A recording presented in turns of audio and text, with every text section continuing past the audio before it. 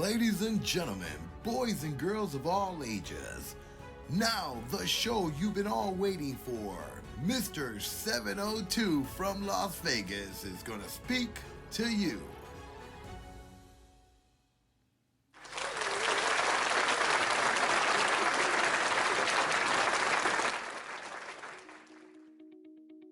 Alrighty then, welcome to our podcast, talking to Mr.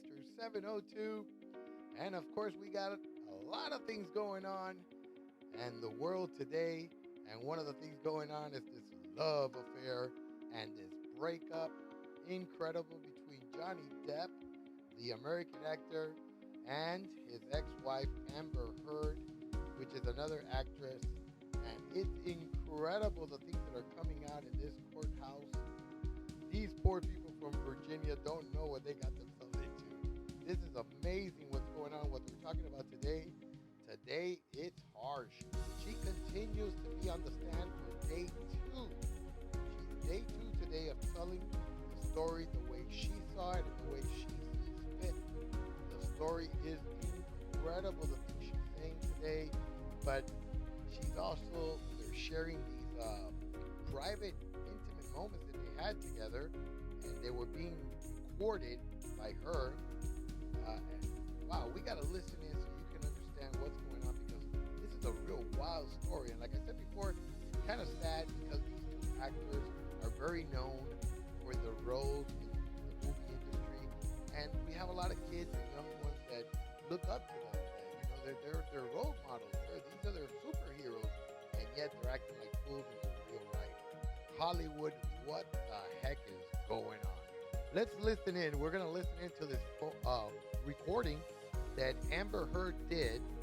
You remember, like we were talking about yesterday, the aircraft, when they were in the airplane and they were on their way to where they were going, and all of a sudden they fought on the airplane, and then they did cocaine together and all this stuff. And we're going to follow up on it because you got to hear what she had to say and what she recorded. This is incredible. Let's listen in.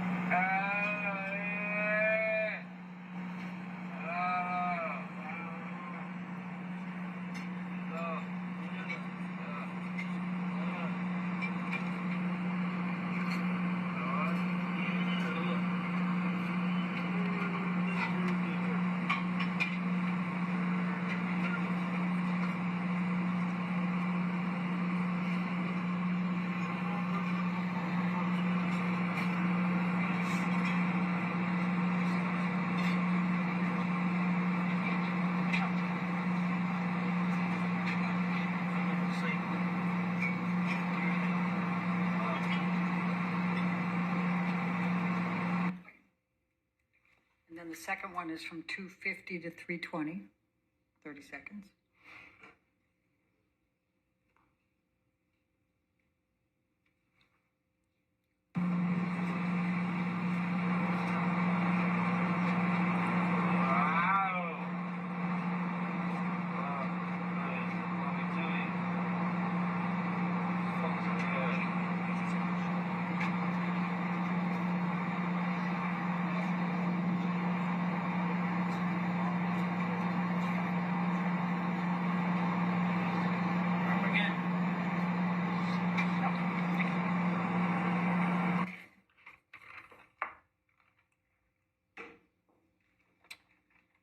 You 221 is in evidence.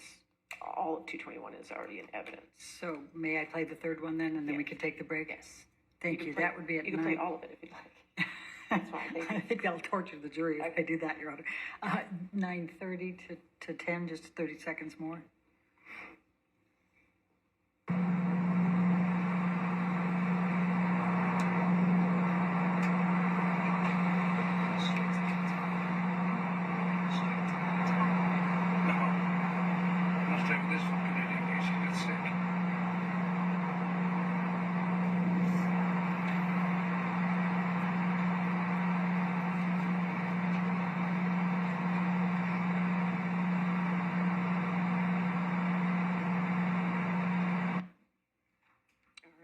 changing gears after that. Incredible. So what do you guys think about that? I mean, come on, let's get real. You know, we already know that she parties, he parties, they're actors. I mean, how easy is it? Because the recording, you can actually tell, you know, hey, let's get messed up together.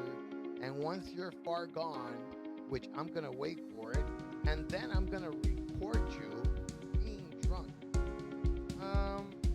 Yeah, I've seen that in a lot of movies and episodes of CSI. They've got an idea there. So things that make you go, right?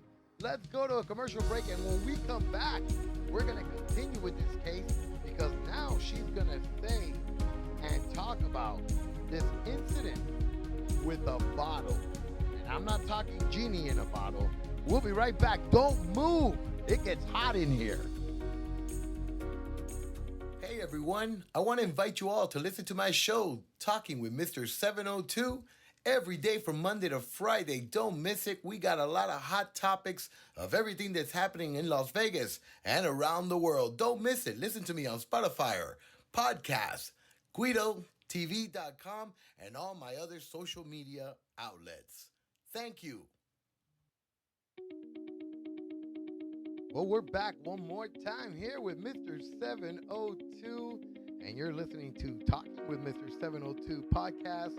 And of course, we're bringing you all the action today, and we're trying to be number one with the action as fast as we can bring it out to you and have it there for your listening pleasures. And of course, we're covering this case that's hot. It is so hot. But we're going to pull up a disclaimer right now, because the next part of this is a little bit strong. So if the kiddies and young kids under the age of 18 are in the room, please have them leave the room, because the next thing that comes out of this courthouse is strong. There's accusations that you can only hear. It's amazing. It's amazing the claims that are going on here, because if this is actually true, then this is more than just a lawsuit. I mean, this is incredible accusations about a bottle and it going where the sun don't shine. So let's listen in. Here goes the harsh words from Amber. It got really nasty. It went from like, oh, no one likes you. No one likes me. Everyone warned me about you.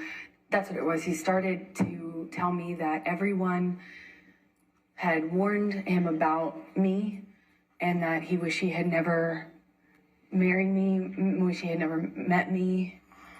No one liked me. You know, it sounds childish, but I remember feeling really hurt. And then at some point, I shoved him hard to get him off me. And he shoved me back and he said, "Do you want to go, little girl?"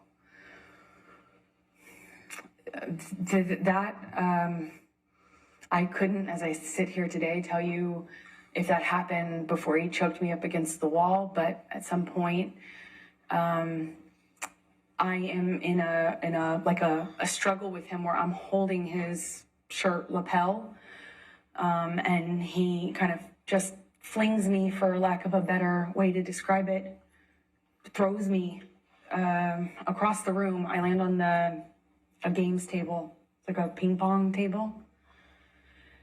And I don't know if I was holding on to him or if he pursued me separate, but he gets on top of me on the games table and is just whacking me in the face, like repetitive.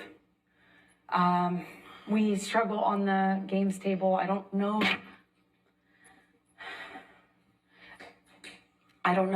how we get up. I don't know if he pulls me up. I wish I could tell you, but we were in this struggle down in this games room by the bar. And we had this conversation about the drinking, or argument about the drinking. And he holds up this bottle to me, and you know, I'm saying, did you drink this whole thing? Something stupid, focusing on this detail, and he is telling me that I can't control him anymore, and that if I really, if I really wanted to try, take it. And then he's like taunting me to take the bottle from him. If I really want him to stop, why don't I take it from him? Go on. Kept saying, go on. And kind of gesturing with the bottle towards me. And he does that 2 or 3 times. I reach for it, he'd revoke it, kind of laugh at me. And he's holding out the bottle. I think like maybe the 3rd time or so I get a hold of it.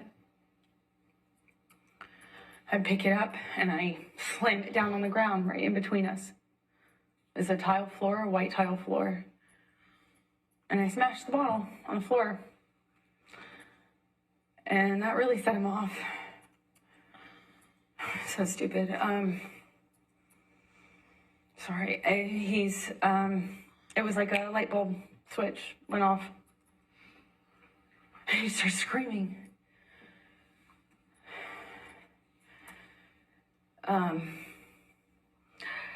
I don't know if he backhanded me or hit me normally. I don't really recall, but I remember it sent me down to the ground.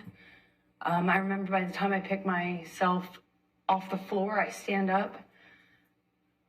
He's got a bottle in his hand, and he threw it at me. It missed, thankfully, but I kind of pulled myself back into the bar area.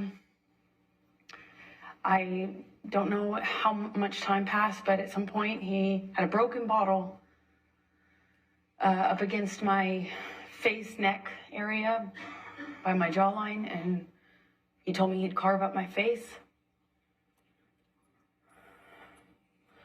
I don't know at what point in the evening. I couldn't tell you what sequence-wise when that happened, but it was terrifying. It wasn't the first time he said that to me. He said that to me on the plane as well.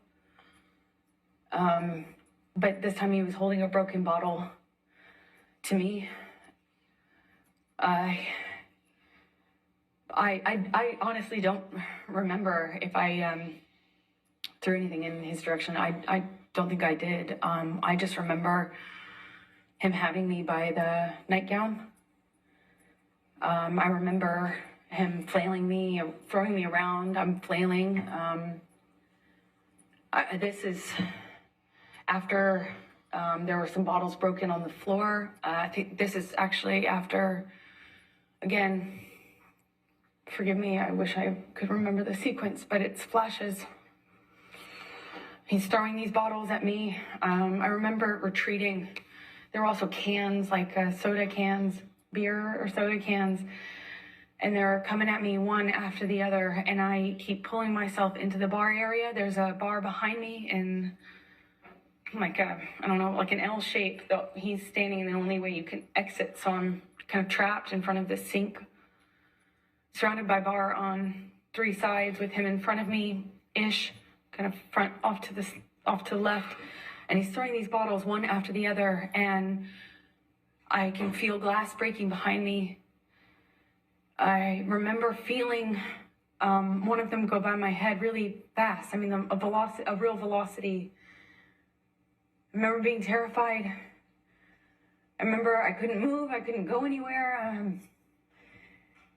I eventually he ran out of things to throw. I think that's how I moved myself towards the exit. And I believe that's most likely when we got kind of in this struggle by the bar area. Because I remember my feet slipping on the tile as he was slamming me from the wall to the countertops. At one point, he has me up against the wall and he's punching the wall. He had my, nightgown and then kind of ripped it off my chest.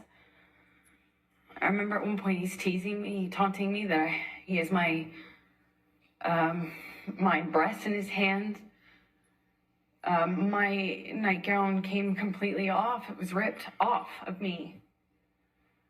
So I was naked, and I'm slipping around on this tile and trying to get my footing. And I remember slipping on this tile of glass was underneath me, and I remember just trying to get my footing. You know, I felt really destabilized and felt really vulnerable. I'm naked, and he's flinging me around, and at some point, I'm up against the wall, and he's screaming at me that he fucking hates me, that I ruined his life. I remember I ruined his life over and over. And he starts punching the wall next to my head, holding me by the neck. I get free from him. I kind of step back from him, and it's like his energy shifted to the phone. There was a wall-mounted phone on the wall next to where my head was, and he went from punching the wall to like realizing there was a phone there, and he picked up the phone and he's screaming. He's like at the top of his lungs, screaming, "I fucking hate you. I fucking hate you. You ruined my fucking life." And screaming at the top of his lungs, he picks up the phone and starts bashing the phone against the wall where I was just being held. And I remember kind of having some distance on what was happening and watching him do this. And it was like his energy had shifted, and I was that phone all of a sudden. And he was just over and over again smashing this phone into the wall, over and over again, screaming at me. And I was watching the phone every single time he pulled his hand back. It was just breaking into pieces. I remember thinking this phone is disappearing. He's smashing it to smithereens, just going into the wall. And at some point, he's on top of me, no phone, but screaming the same thing. "I fucking hate you. You ruined my fucking life." I'm on the countertop. He had me by the neck, and he felt like he was on top of me, and I'm looking at him in his eyes, and I don't see him anymore. I don't see him anymore. It wasn't him. It was black. I've never been so scared in my life. It was black. I couldn't see him. And he was looking at me, and I was trying to get through to him. I was trying to say to him in some way that it was me. I was trying to get through to Johnny, and I couldn't see him. I couldn't see him at all. And my head was bashing against the back of the bar, and I couldn't breathe. And I remember trying to get up, and I was slipping on the glass. My feet were slipping, my arms were slipping on the countertop. And I remember just trying to get up so I could breathe, so I could tell him that he was really hurting me. I didn't think he knew what he was doing. I don't know how.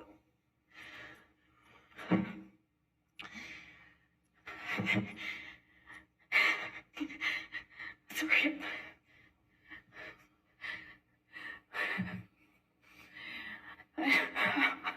I'm sorry. I couldn't breathe. Please. I don't know. I don't want to do this. I don't want to do this.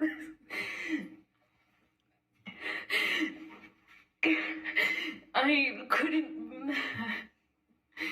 couldn't breathe. I couldn't get through to him. I couldn't get up. I couldn't get up. And I don't know how that ended. I don't know how. I don't know what happened next. I don't understand.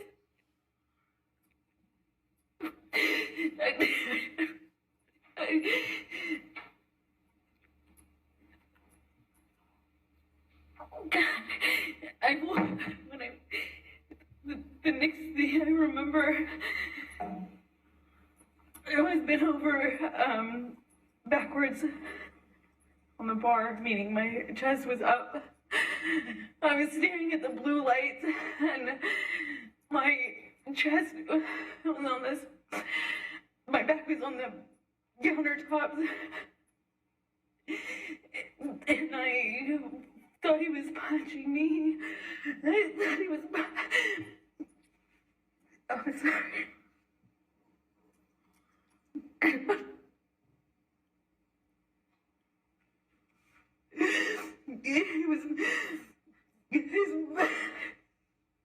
felt this pressure. I felt this pressure.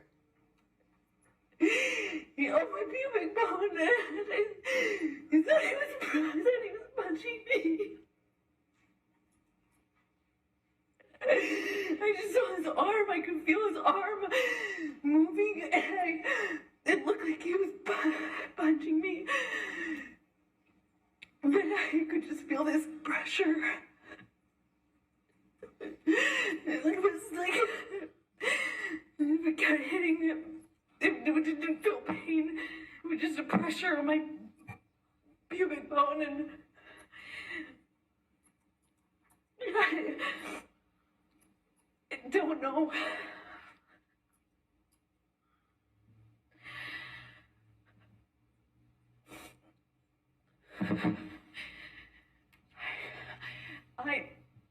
I don't remember what I said.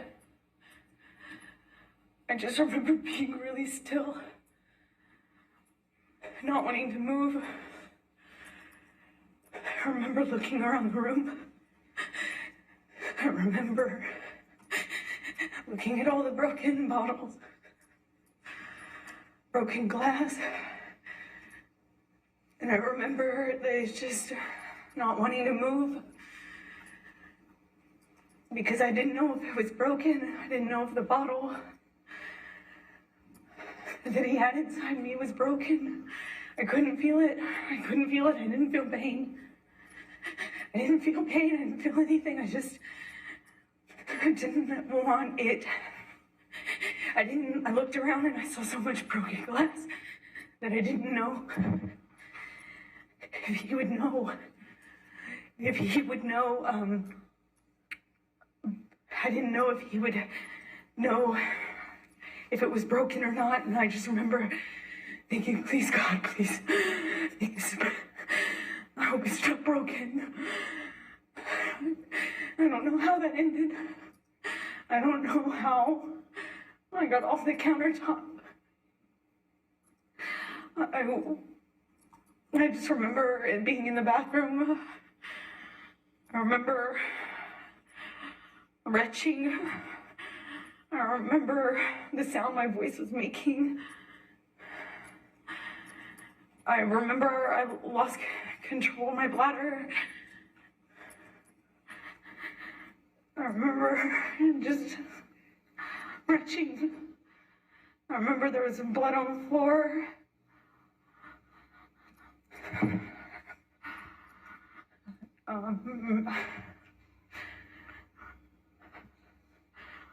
I got up at some point.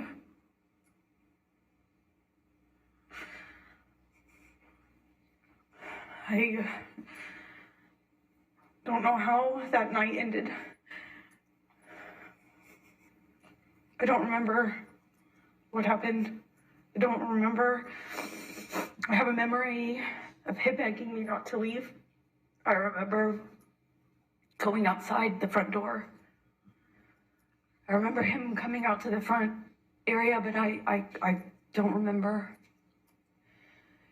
if that was before or after this. I don't remember. I just have that memory. So what did you guys think about that? That was harsh, and that was her testimony. That's what she had to say, and I just say, wow. Let's go to a commercial so we can take a little break, and when we come back, I'm going to talk about what I think about this case. Don't go nowhere. We'll be right back. Hey everyone, I want to invite you to listen in to my podcast every day from Monday through Friday. We got hot topics that we're going to be discussing and talking about from here in Las Vegas and around the world. You don't want to miss this podcast because it's going to be burning hot with these topics. Don't miss it from Monday to Friday, talking to Mr. 702. And we're back in our podcast talking to Mr. 702, and this is really a dramatic, wow, these poor people from Virginia and everyone that's watching. I told you it was going to be a little bit foul language and a I got to say. But to me, it's kind of, I don't know. I just can't understand. By listening to all the testimony that she just gave, that's pretty hard to even imagine. I mean, for someone to be able to hold you by the neck without tying you up and squeezing a bottle inside, I don't know. I don't see a person being able to do all those things at once without tying you down. So, it's kind of a little bit hard to understand, because at no time did she say that he knocked her out unconscious or gave her some kind of drug that knocked her out and she woke up to this.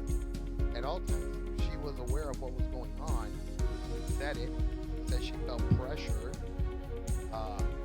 But at the same time, she said that he had her by the neck. Floor. Like I said before, things that make you go, is it possible you're fighting back and they have you by the neck, and then in the other hand, squeeze a bottle for your private? I don't know. You think about it and tell me what you think. But anyways, this is going to continue. How long it continues before Johnny Depp's team comes in and starts doing the questioning, which we'll see where this is going to end up. But this is harsh. This is a sad situation. Like I said, I mean, these are two actors, well-known actors. Johnny Depp especially. This guy is in a whole bunch of the movies of the Pirates of the Caribbean, which are movies from Disney. So, like I said before, these guys are role models. These guys are, heroes, superheroes to our children, and yet in their own private life, they act like fools.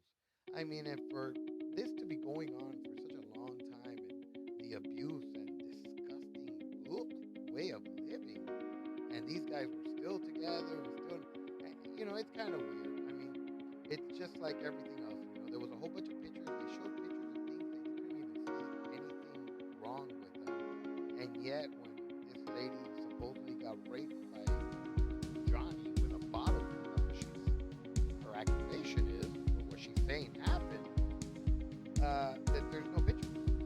Why is there no pictures of the bruising? Neck? She said she had cuts. So, and you know me, I'm neutral. I'm not going for one or the other. I'm calling for the Johnny Depp.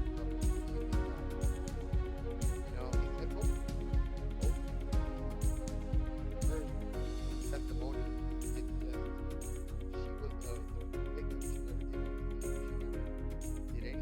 She was always drunk, drugged out.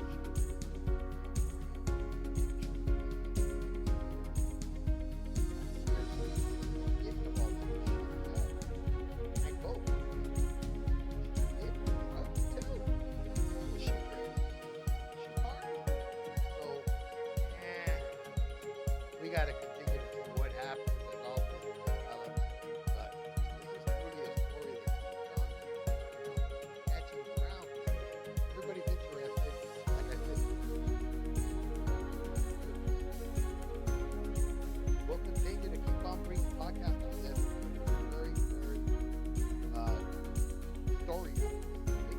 Going everywhere. Everybody's talking about these things. So we'll continue to bring you more. Remember, if you haven't, start pressing that button. Follow me on our podcast, on our other outlets. And remember, love is love. You shouldn't be a victim when you're in love. You feel threatened. If you're going through something, please talk about it. Don't keep it within. Because sometimes the life you save might be your own. There are circumstances that we can avoid if we just speak up. Don't be afraid, but be true to thyself. See you tomorrow, guys.